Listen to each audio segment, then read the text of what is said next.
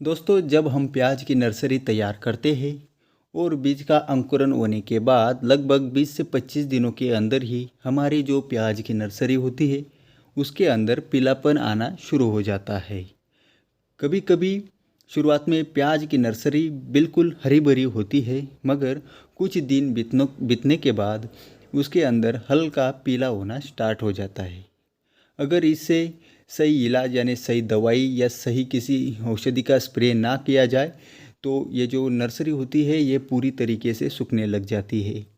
कभी कभी उसके पत्ते धीरे धीरे ज़मीन की ओर आकर्षित हो जाते हैं और टेढ़ी मेढ़ी तरह से सूखने लग जाते हैं।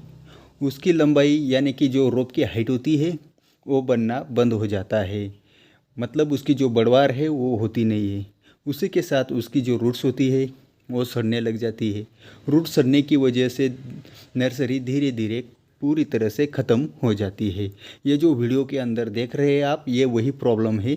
ये जो प्याज की नर्सरी सड़ने लगी है, मरने लगी है, ये जो इसकी जो समस्या है बेसिक तौर पर ये ज़्यादा बारिश के मौसम में या अपने के बरसात के मौसम में ही देखने मिलती है।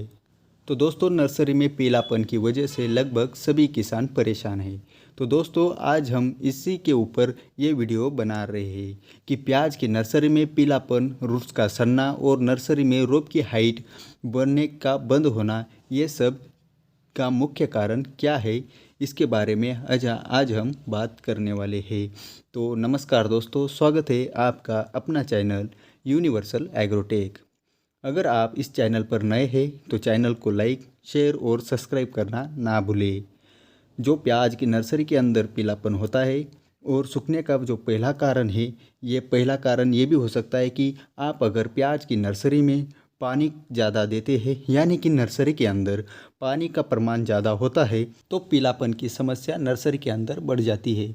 पानी ज़्यादा होने के कारण जो प्याज का नर्सरी है उसके जो रूट्स है वो रूट्स किसी भी अन्न द्रव्य को एक्सेप्ट नहीं कर पाती है, तो इसकी वजह से रोप पूरी तरह से पीला पड़ जाता है और सूखने लग जाता है। और उसी के साथ दूसरा कारण हो सकता है कि सुबह सुबह गिरने वाली ओस।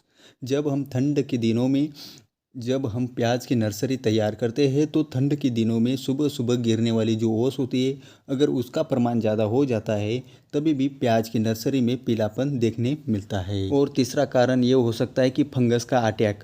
जब फंगस का अटैक होता है और प्याज की नर्सरी में फंगस का प्रमाण एकदम से बढ़ जाता है तो इसकी वजह से नर्सरी के अंदर पीलापन आकर जो हमारा प्याज का रोप होता है वो धीरे धीरे मरने लग जाता है।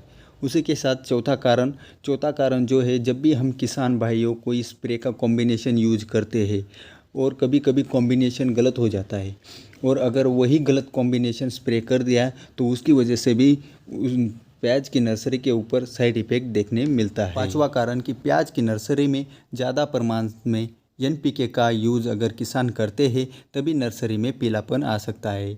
अगर कृत्रिम खाद का ज़्यादा इस्तेमाल प्याज की नर्सरी में हुआ होगा तभी भी ये जो पीलापन की समस्या है ये प्याज की नर्सरी में देखने मिलेगा। तो इन्हीं सभी कारणों की वजह से आपकी प्याज की नर्सरी पीली पड़ सकती है। तो प्याज की नर्सरी में सुधार लाने के लिए एक बात हमेशा ध्यान रखें कि ज़रूरत से ज़्यादा पानी, NPK खाद और उसी के साथ जब भी आप स्प्रे का कॉम्बिनेशन करते हैं तो सही जानकारी के बिना किसी कॉम्बिनेशन का स्प्रे ना करें। और अगर फंगस का अटैक अपनी नर्सरी में दिखाई दे तो नर्सरी अगर 20 से 25 दिनों के अंदर हो तो आप साफ फंगिसाइड का इस्तेमाल कर सकते हैं। अगर उससे बड़ी नर्सरी हो आपकी तो आप नेटिव, मेरॉन जैसे फंगिसाइड का आप इस्तेमाल कर सकते हैं। उसी के साथ रोडोमिल का भी आप इस्तेमाल कर सकते हैं।